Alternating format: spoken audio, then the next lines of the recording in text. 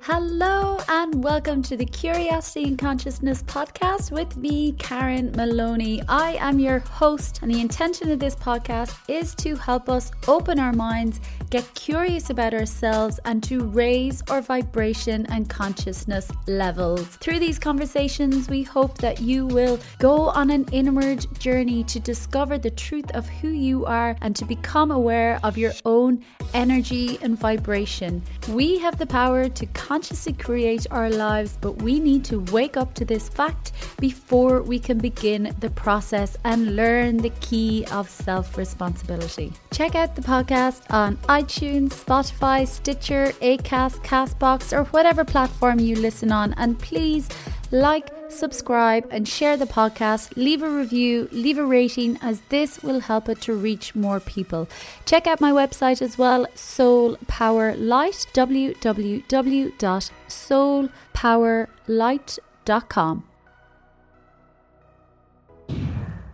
Hello, beautiful people. How are you all doing? How's everyone keeping? What is going on? Hope you're all doing well and going within and doing the work to transition through all that we're going through and getting the support that you need in the unseen realms to help you on that journey as well. And today's conversation is a really super important conversation for these times as well. Today's guest, I'm joined by Yamile Yemoonyah.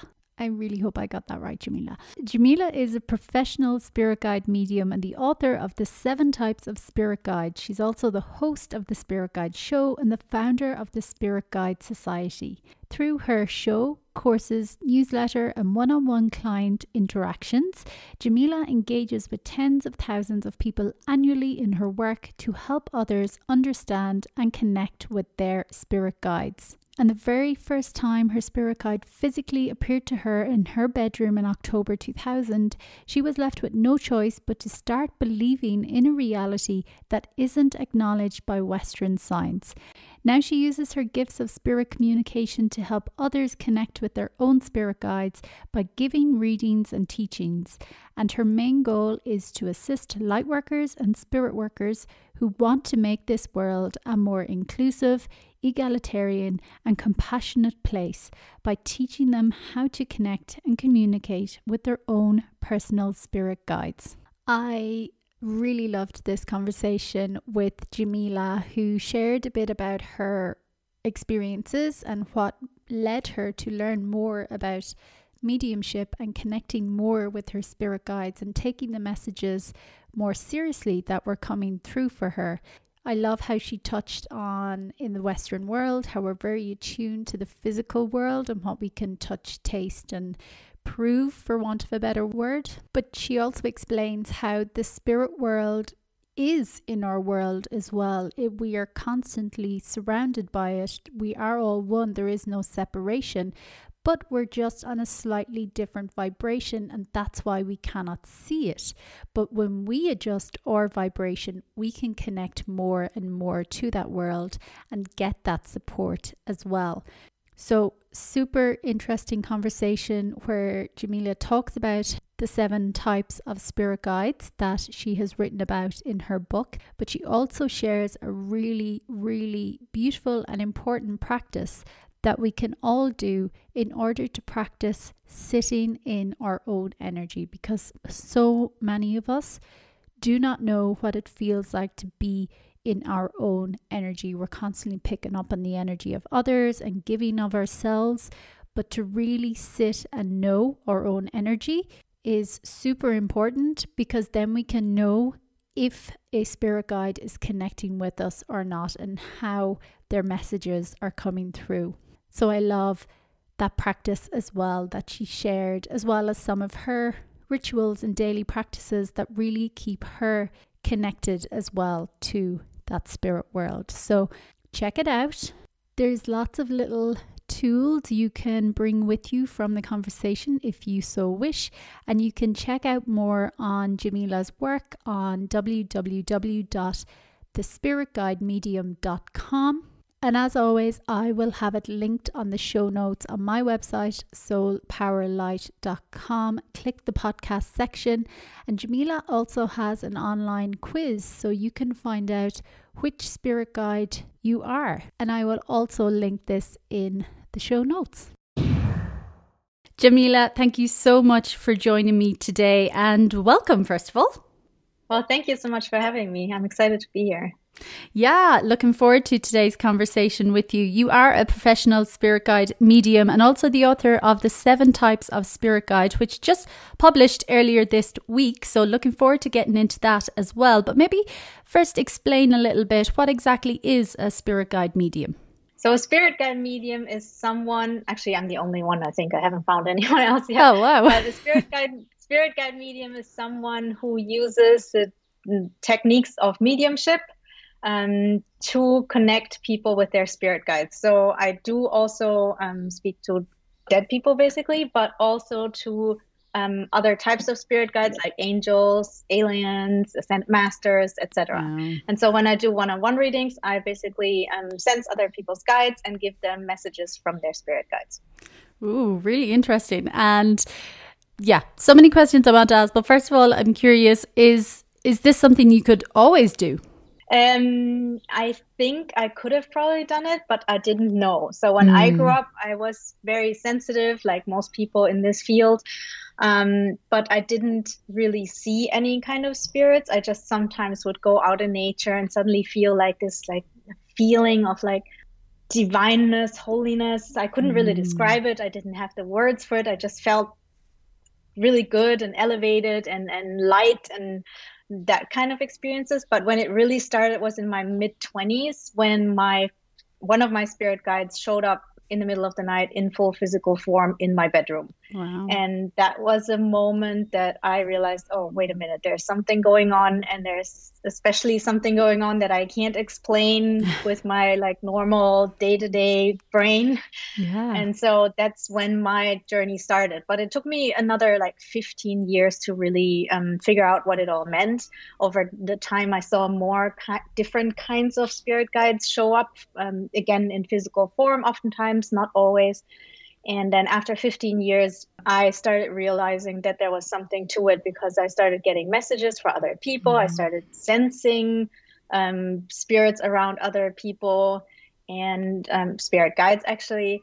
And I started giving messages just to people that I knew, like once or twice. And then I realized, oh, wow, that the information I'm getting is correct. So there's something to this. And then I discovered mediumship as taught in the spiritualist tradition and started studying that. And that for me was the key that made it come all together. And that's when I started working as a spirit guide medium, giving messages to people in a professional way.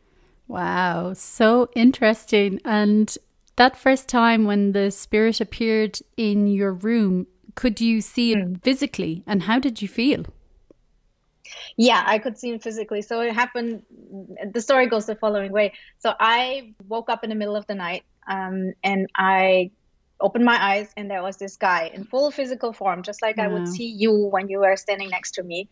And he was standing in the door of my bedroom and I looked at him and I was like, what's going on? And I had sleep paralysis at the time. I didn't know what that was. I just realized I couldn't move.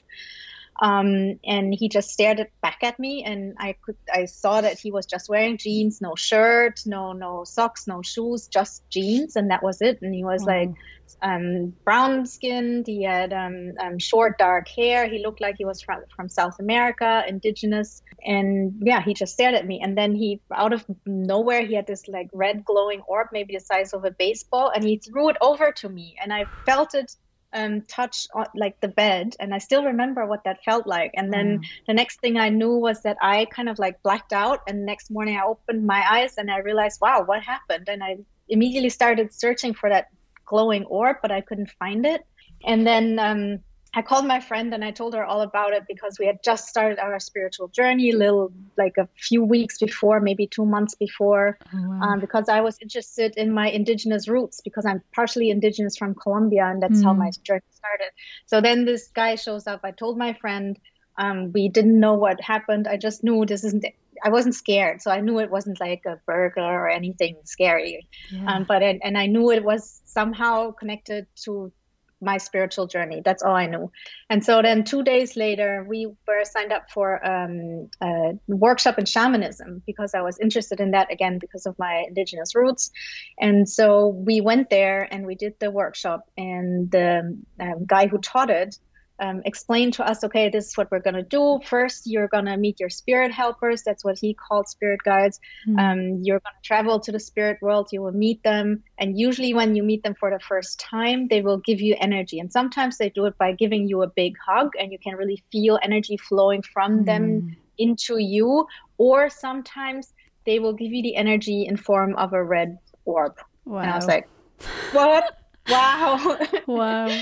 And so then I knew, oh, now I know this was my spirit guide. And that's like how the whole journey started. Yeah. Wow. When you were telling that story, I had so many goosebumps like all over my body. I was like, oh my God. But I love, how you mentioned as well that you weren't scared, because I imagine that's probably, is that a question you often get a lot from people who maybe are on a spiritual path and are open to connecting more, but maybe they're like, oh my God, but what if I see someone or something? Yes, I get that a lot. And I had to ask other people who were scared in the beginning. There are lots of mediums and psychics and who have seen things and who were scared in the beginning, because I really didn't have an answer for it because I was never scared. But by now, I've gotten that question a lot, especially from people who come from religious backgrounds. Specifically Catholic people who were raised more with the notion that these kinds of things are scary. Are scary and evil, yeah. And then for you now, is it a constant kind of 24/7 thing, or do you kind of tap in and tap out, like you can switch it on and switch it off?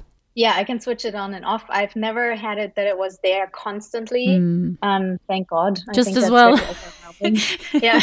Imagine, you wouldn't be able to go outside the door. Yeah. Yeah, I know people who have that, and they really have to learn. I want to say that if some of your listeners, if you have that you can't switch it off and you have that all the time, the solution is to learn how to control it by learning how you communicate with these spirits. If you just try to push it away, it's not going to work. You need to know how to work with it. So take a workshop in mediumship, and that will help you to be able to shut it down and turn it on when you want it. Just saying that because I know there are people out there that deal with this. But yeah, for me, it was never like this. For me, especially in the beginning, it just happened from time to time, maybe once or twice a year, in the sense that I had like a spirit in my bedroom. Sometimes I had 3 aliens in my bedroom, and they looked like they jumped out of a Hollywood movie. Wow.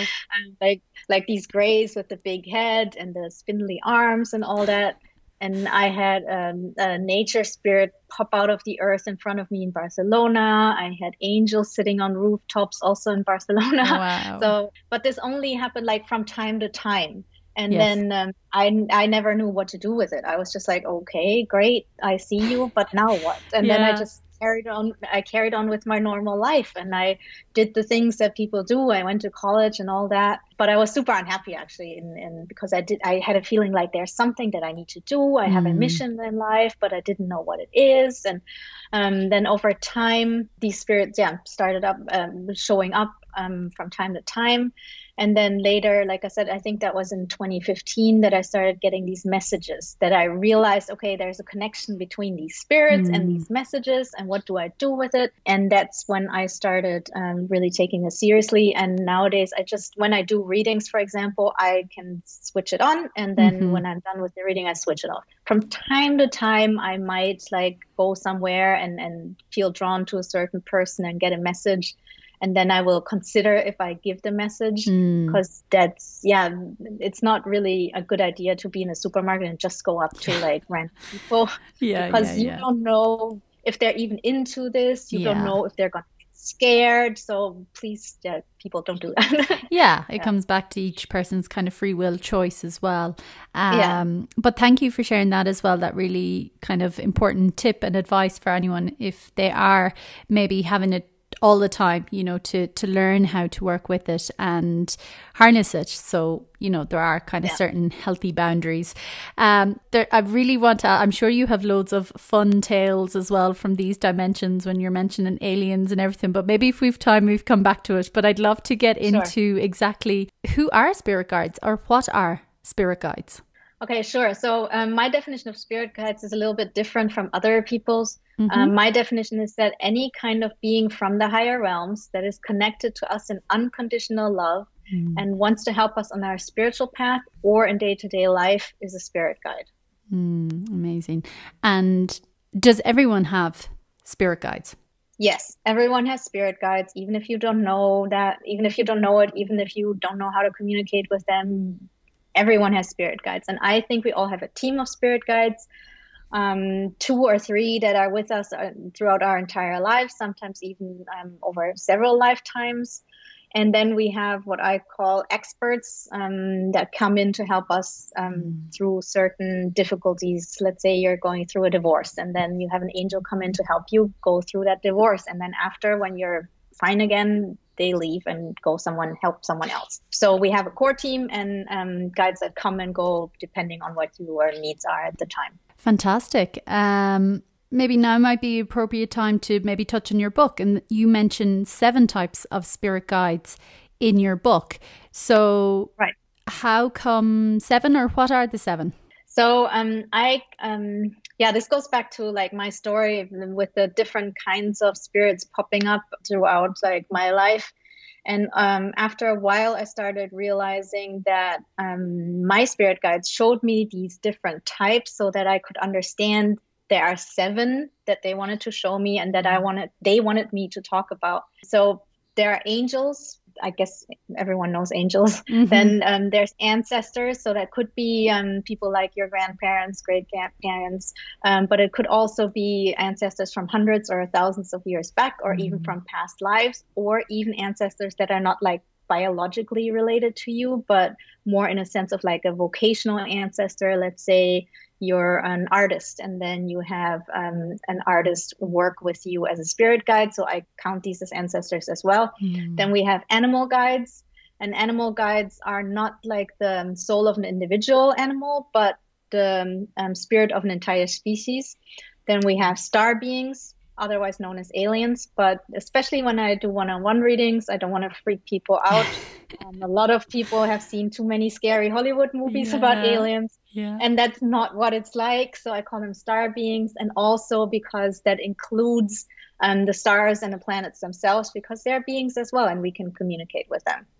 Then we have ascended masters, who were once humans living here on Earth, but they reached enlightenment and left the reincarnation cycle.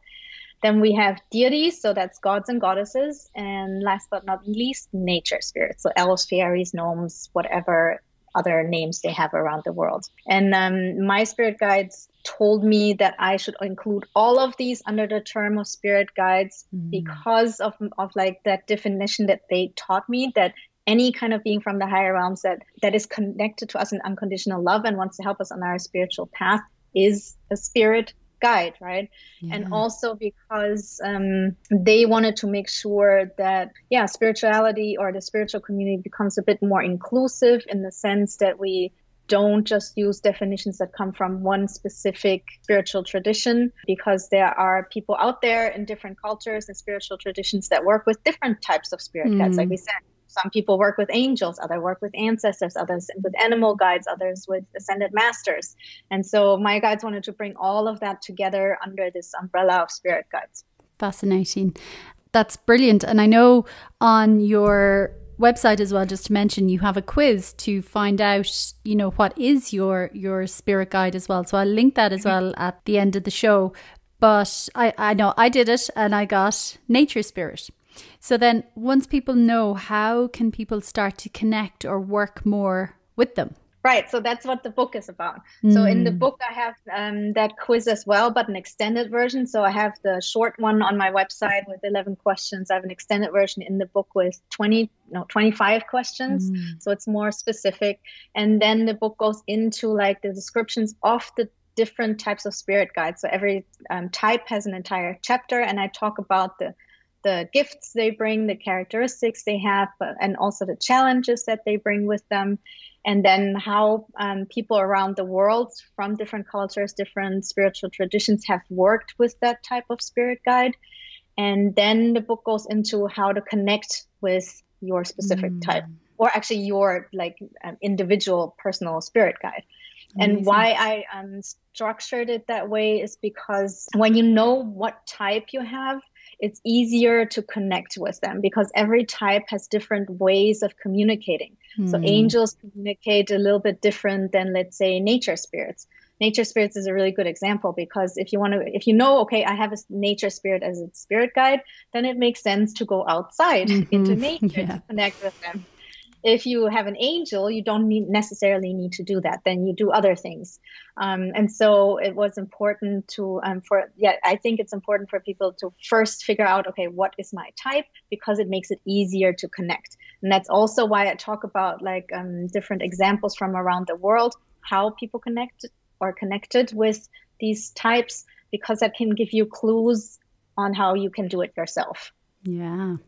We all have spirit guides, like you mentioned, and a team and helpers.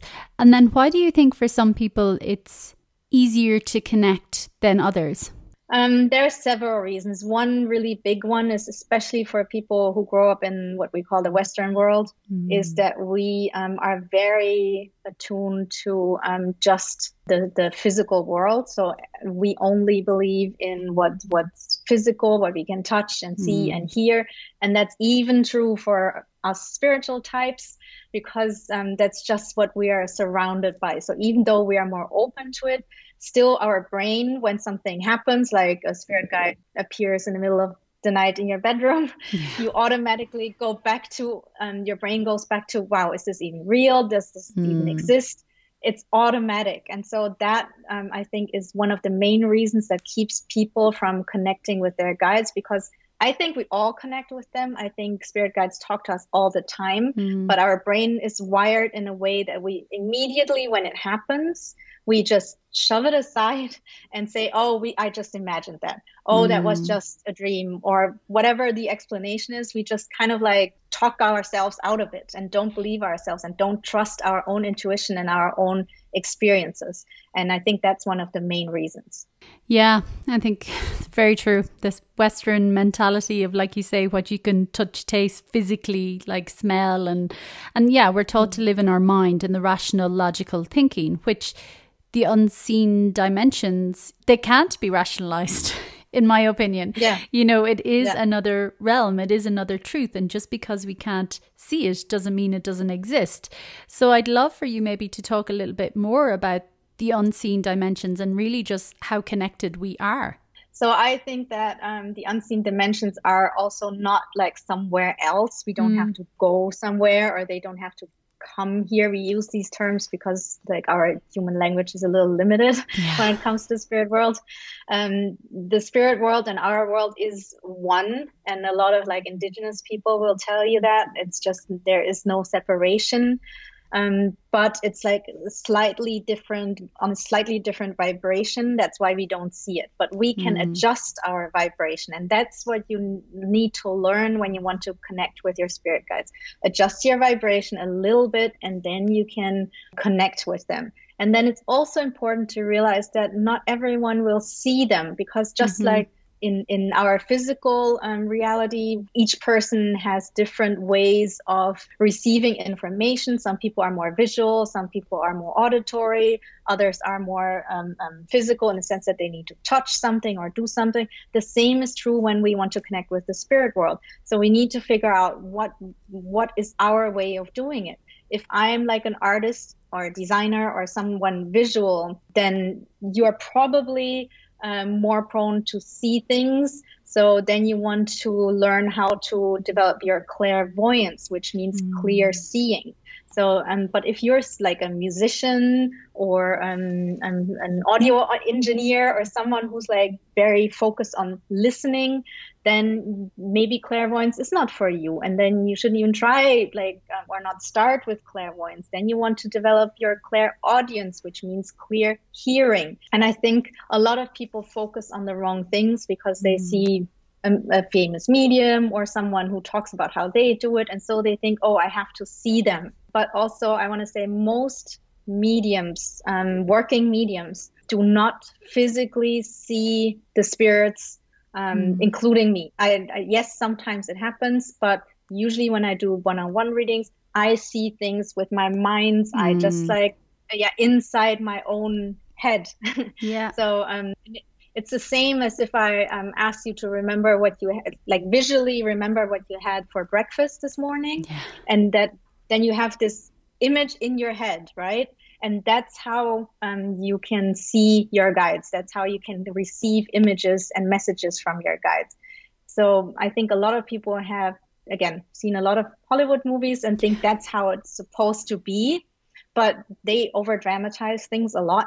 So that's not what it's like. So again, trust like the visions that you get, trust the information that you get. It doesn't matter through what channel it comes. It might come, like I said, through visuals, through hearing things. It might even come through smells. If you're someone who's, I don't know, like a wine taster or cheese taster or something, then your guides might work with that and send you information through smells or taste. So pay attention to who you are as an individual and then go from there to see how you can best connect with your guides. Yeah, it's so true. And it's something that has come up in many different conversations on the podcast. You know, it is all about kind of building that trust within ourselves, like learning what works for us, what way, like you say, that we get our messages, as opposed to comparing or wondering or going, oh, well, that's not the same as X person or Y. You know, it is that building our trust in ourselves and getting curious about how, like you're talking about, how the messages show up for us. You know, what is the strongest aspect, you know, like you say, whether smell or hearing or inner sight.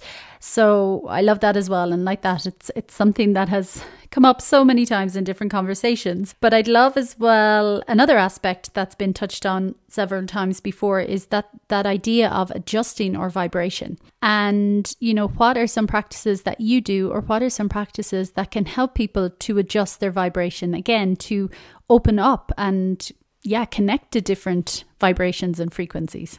So, again, this can be very individual, but there's one thing that I learned from my mediumship teachers, and that's a kind of meditation. So basically you sit down like you would for meditation. Don't lie down, because our body is used to, like, when we lie down, that's sleepy time. So our body shuts down.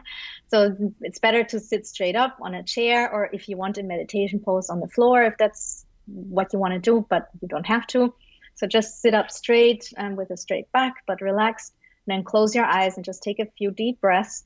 And then what you do is focus on, this part I added into it, but you focus on your base chakra, on your root chakra, and visualize roots growing into the earth all the way to the core of the earth. And then you breathe in the energy of the earth into your body. Like, take 3 deep breaths and breathe it up into your body. Then you focus on your crown chakra and visualize a white pillar of light that connects you with the universe, or the center of the universe. And you breathe in that light from the universe into your body again. And then, so that helps you to be aligned with the universe, with your higher self and the universe. You basically center yourself and position yourself. And then you focus on your third chakra, like your solar plexus, and you visualize a little sun that's sitting there, because that's the seat of our personal power. So focus on that, and then see that sun expanding and expanding and expanding until you're sitting inside that sun, and until it's like completely filled up your aura. And while that sun is expanding, visualize all other energies that are not yours, that they are being pushed out for the moment. It doesn't matter if it's like your husband or your wife's energy or your kids' energy. Just for the moment, you just want to sit in your own energy and create that space. And then just sit for 10 minutes, 15 minutes with yourself in your own energy. And that's important to do, because most people have never really experienced their own energy frequency. Because we're constantly like thinking about someone else, or interacting with other people, or worrying, or our thoughts are in the present, in the future, or in the past. And just being with yourself in your own energy in the present teaches you what you actually feel like, what your vibration is like. And if you don't know what it's like to feel your own vibration, you can't feel your spirit guides, because they have their own vibration. And if they come in and you can't differentiate between your energy and other people's energy, then you don't know if they're there. But if you learn to feel your own vibration and they come in, then you realize, oh, there's someone there. And so when you sit in your own power, that also brings you into your own energy. And then you ask your guide to come into your aura, into that sacred space that you just created. And you feel if there's a difference, and they will send you calling card. They have their own calling card. So you could either get really hot or really cold, or your nose starts itching, or your foot starts feeling really big. It can be different for everyone. So there's no one size fits all. But just pay attention. What does it feel like when they come in? And then ask them again to leave, and see if that calling card disappears. And if it does, ask them again, come into my space again, and see if it reappears. And if it does, then you know you're talking to an intelligent being, and you know, you're communicating with a spirit guide. And so I totally went off when it comes to your question, but sitting. No, I love it. Thank you. That's what a beautiful practice. Sitting in your own power basically helps you to raise your vibration, so that your spirit guides can come in, because raising your vibration is really about like being in your own energy and purifying your own energy, I want to say.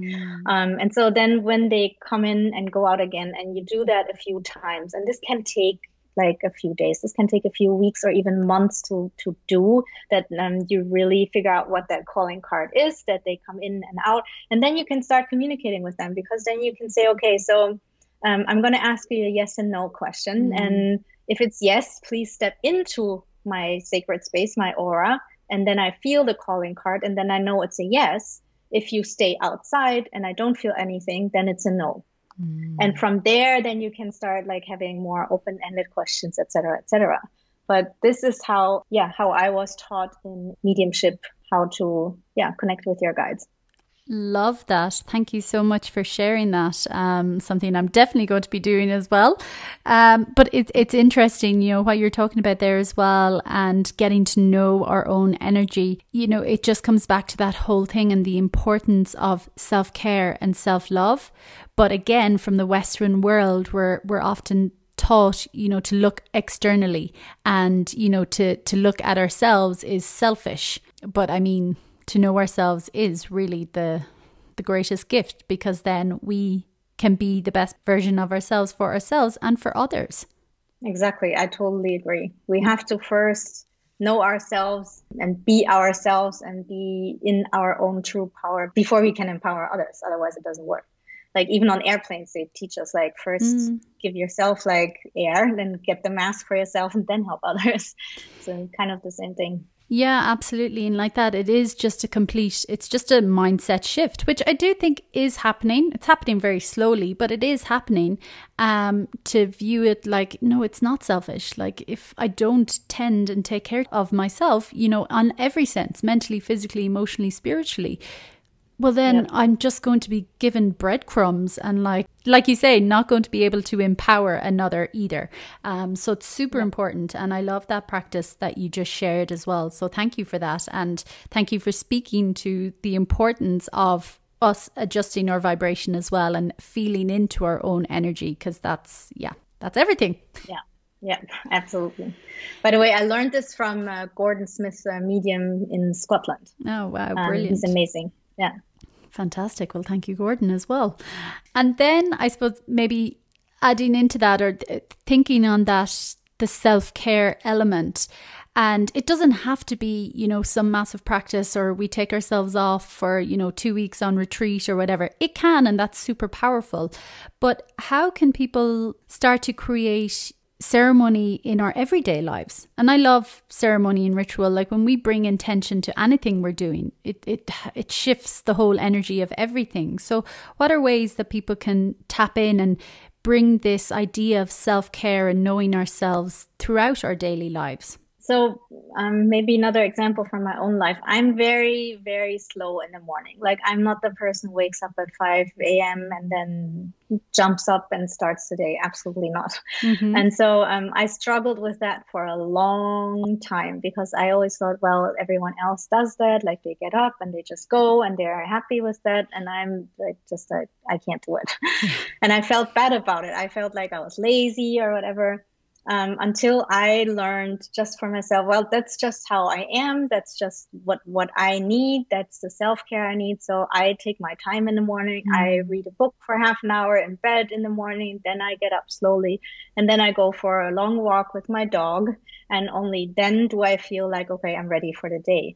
And so that is my self-care. And that's my morning routine, my morning ritual that gets me ready for the day. And so I think like these little things are important, these little rituals to bring into your life, like going on a walk with my dog every morning for an hour is what helps me. And so I'm really paying attention to what do I need? What does my body need? What do I need to feel emotionally stable? What do I need spiritually?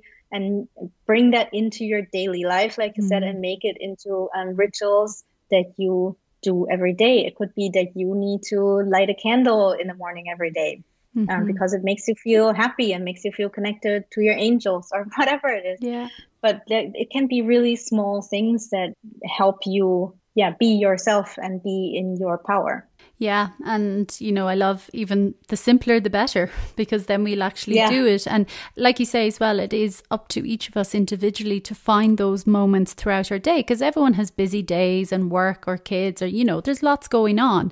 But that's not to say that there's not time to do anything, because like you say, it can be as simple as lighting a candle or on your lunch break, stepping outside and taking a few deep breaths. It's just for us to build that practice to make it habitual, that then, it becomes like a sacred little 3 minutes or whatever it is that just recenters, grounds, helps clear your head and bring you back, like you say, into your own power, into your own energy. So I love that as well. The simpler, the better.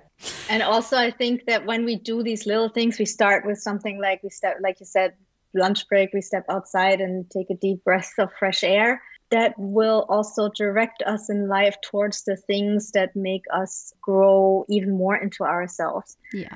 Because when we realize, okay, I need like fresh air during my lunch break, but my job doesn't really allow me to do that, then I might be motivated to maybe start looking for a different job that suits me better, or I might start my own business so I can, like I do, like take an hour in the morning to walk my dog. And these little things guide us in the direction that we really want to go and should be going into, so that we can be fully authentic ourselves and bring our light into the world. So starting with little things will actually bring us closer to our purpose in life if we follow up on it and don't work against ourselves. Yeah. 100%. And I can attest to that in my own life as well, from adding in these little moments, like that, because like you say, the unseen, it's all one. It's around us all the time. We're always being given signs, signals, opportunities, little nuggets, like pieces of wisdom, whatever. But when we're so in our head or just not taking those moments to realign with ourselves, we miss them. And then we can end up down, holes of depression and anxiety and burnout and frustration, because we're not connected. We're not tuned into ourselves, our own energy.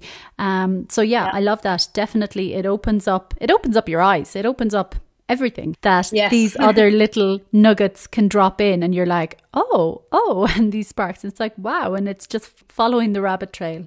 Exactly. Yeah. So I love it.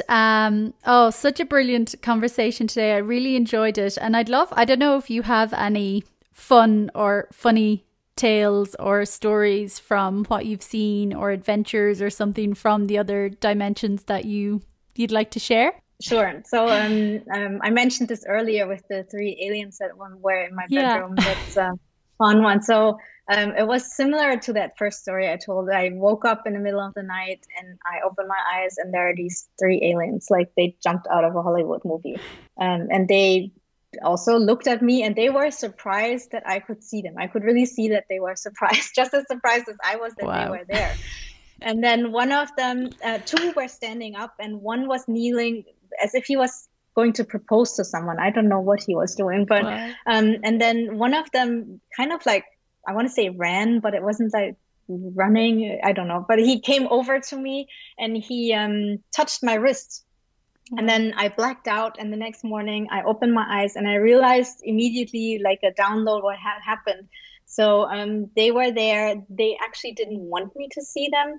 I had gotten up with my astral body and to go and roam the universe, I guess. I don't know where I was going, but and my astral body saw them. So they were surprised. And one of them came over to touch my wrist, like my physical wrist, because when your astral body is out of your physical body and you touch the physical body, your astral body will automatically go back into your physical.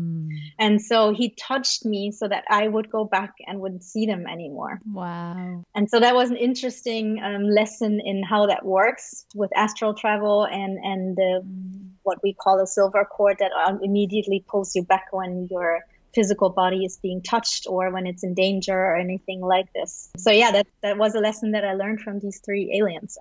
Otherwise I don't know. I guess it was part of like my education in the sense of like the different types, but I've never seen them again. I have seen another alien once. I actually saw someone transform into an alien in front of my eyes. That was also very interesting.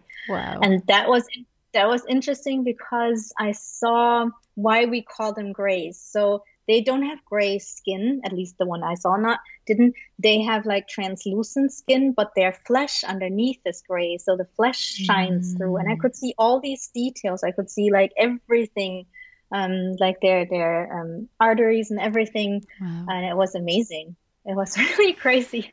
And then he transformed back into a human being. Wow. That is so... And that story is not even in a book. That's just, this is the first time actually that I ever tell it like in public. Wow. Well, thank you.